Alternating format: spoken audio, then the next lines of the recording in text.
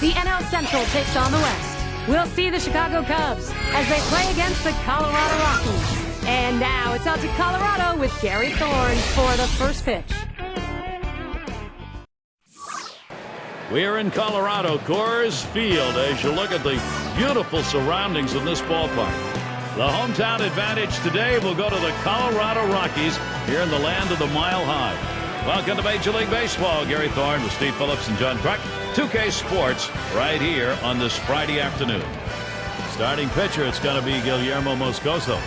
As he gets into this Cub lineup, Steve, what are we talking about strategy-wise? Got a good right-hander on the mound and a good lineup that he's facing right here.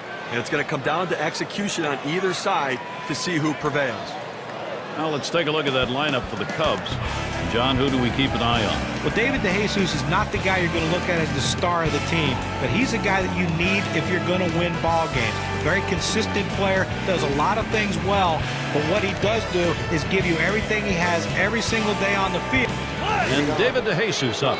He'll be receiving the first pitch of the game as we get set for baseball. Number 19, David DeJesus.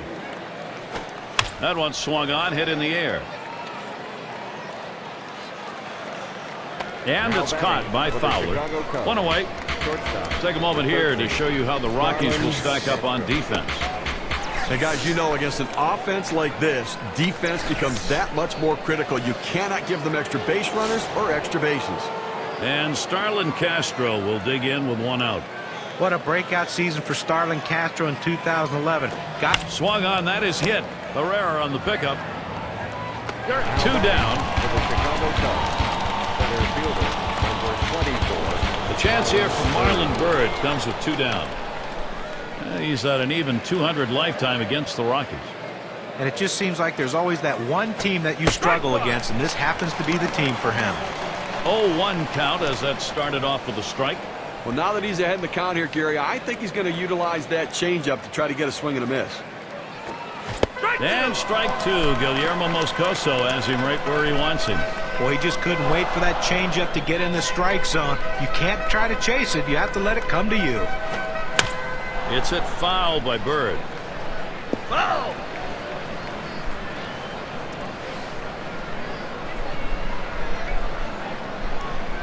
Here's the pitch.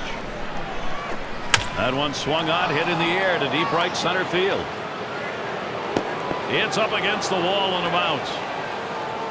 Byrd going towards third. And Bird's on his way home.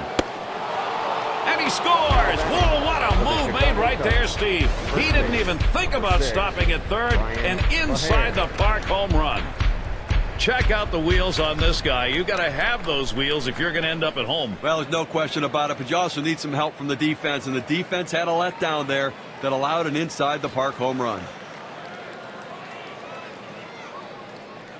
Now, Gary, the Cubs offense rolling along, now taking the lead. Cubbies out in front.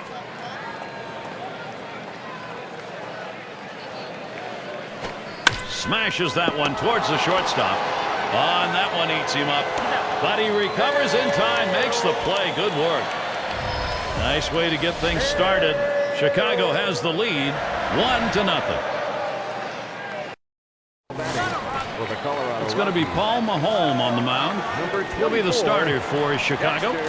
Steve will be watching how he approaches this Colorado lineup. Well, Paul Mahome is a very consistent pitcher. He knows what he is, and he knows what he isn't. He doesn't try to be more than what he is. He's a command and control guy. Doesn't try to overpower anybody. He's somebody that can go deep into the game because he can work through his struggles. Cause for concern, but nobody on here.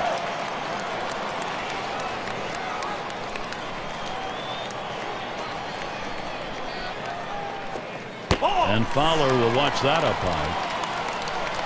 His lifetime average, .450 against Paul Mahome.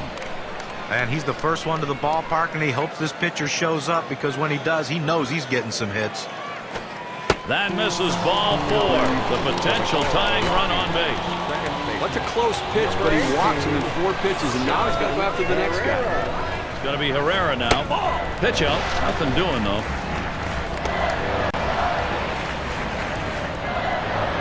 He's running. And he is safe at second. The throw too late right there. He's able to steal second base sliding into the bag. That's something he's going to try again if he can get that kind of a jump. You know, during the replay, he didn't have that much of a leadoff either. The pitch. Fastball gets away from him there. 2-1. Well, he's real aggressive on the 2-1 count, Gary, so I'm figuring I'm going to use that aggressiveness against him and see if I can't get him to chase my pitch. And he misses high. That'll run the count to 3-1. When you throw a two-seam fastball, you want a ground ball, which means you want to throw it to the bottom of the zone. This pitch up could come back to cost him later in the game.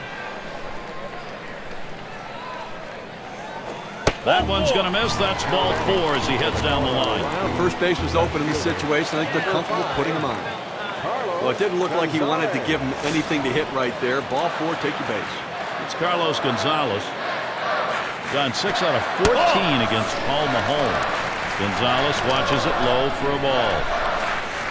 Well, a lot of guys would swing at that pitch right there, that changeup down in the strike zone, but the hitter luckily stayed off. Hit up the middle. Oh, avoided the path of that ball. That was right up the middle. Was that ever close? In time for the out at second. Presenting our starting lineup. This is what Jim Tracy's done with the offense. Any of these bats stand out, John? Well, at some point in this game or any game, Michael Kadire is going to come up with a big hit. It just seems to be what he does.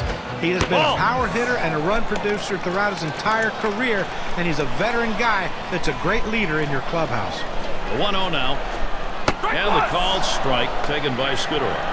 Coors Field was its usual self, an offensive haven. The Rockies scored more runs at home than any other National League team, but unfortunately, they gave up more runs at home than any other team. 2 away. The old Coors Field, the hitters do love it, but the pitchers, John, they struggled for the Rockies. Oh, that's true, and they really faltered in September, especially here, where they lost 10 of 13. He sends this one in the air towards center. This one to Barney. And he's there to retire the side. So they pick up no runs, 1 hit, and strand a couple. Cubs holding on to the lead. The 5-6-7 hitter. For the Chicago Cubs. And here's Alfonso Soriano leading it off. Alfonso Soriano. The pitcher Moscoso. A smash towards the hole. And Helton makes the play. Well, he got a good piece of this one, hitting a shot toward first base, but first baseman was there for the out. So with 1 away, Giovanni Soto up. Hit in the air to center field. Now it's 2 away. Chicago Cubs. Third base, number 39. And Stewart settles in. Stewart.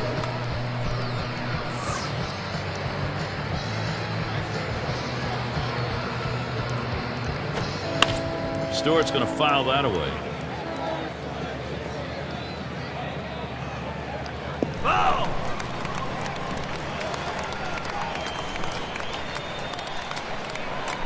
Now Moscoso with the 0-1 pitch.